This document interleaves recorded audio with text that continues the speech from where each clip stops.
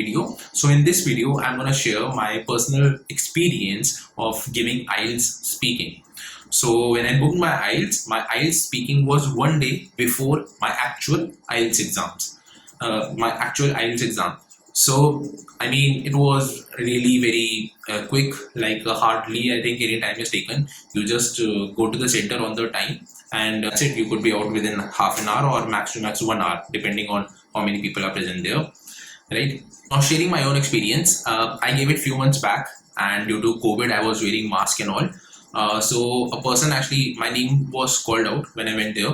A person actually directed me to a room where it was a small room, and there I actually had to take out my mask. They clicked the photo, they clicked my photo, and I had to scan my fingers, right? This was not the IELTS exam. This is just the thing that they do in the beginning. So once this is done, I actually have to wear my mask back. I was directed back to the room where people were waiting.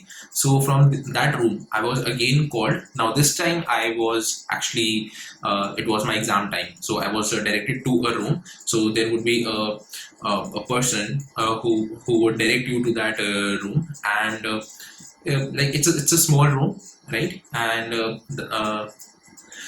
when I entered the room, I actually greeted that lady who was there. So she was like a foreigner, and in her, I would say, late 50s.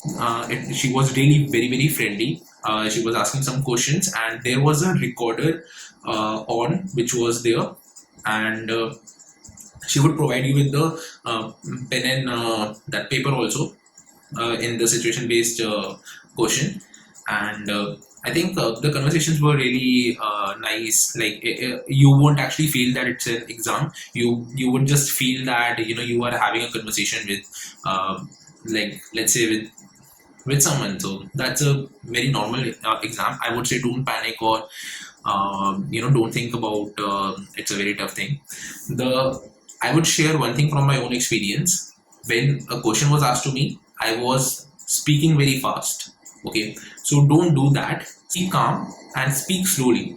I think that would actually work in the good part, because if you speak really fast, then I mean the other person might need some time to grasp whatever things that you are speaking, right? So that's the only thing. Otherwise, it was like really smooth. I ended up scoring 7.5 in speaking. Now I would suggest few things on how you can improve speaking. First of all, if you are preparing for IELTS speaking, don't listen to videos which are in Hindi. Okay, it doesn't make sense. Like if you are preparing for IELTS, it's an English exam.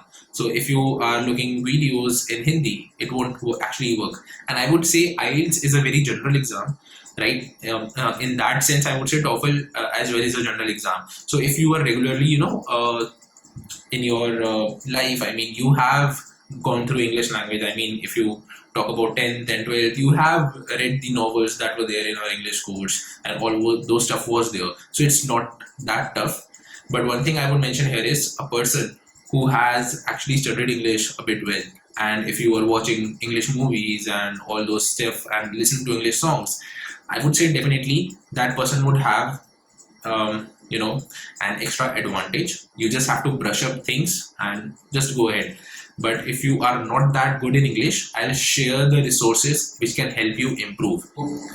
In the coming up videos, I would definitely share the resources which can make you better in speaking. So it's just that people who already have really very good English, like speaking, listening, and all those stuff, it's good. They can actually take less time to give the exam. Okay, they can probably prepare for 1 or 2 days or maybe a week, and they can give exam, score well.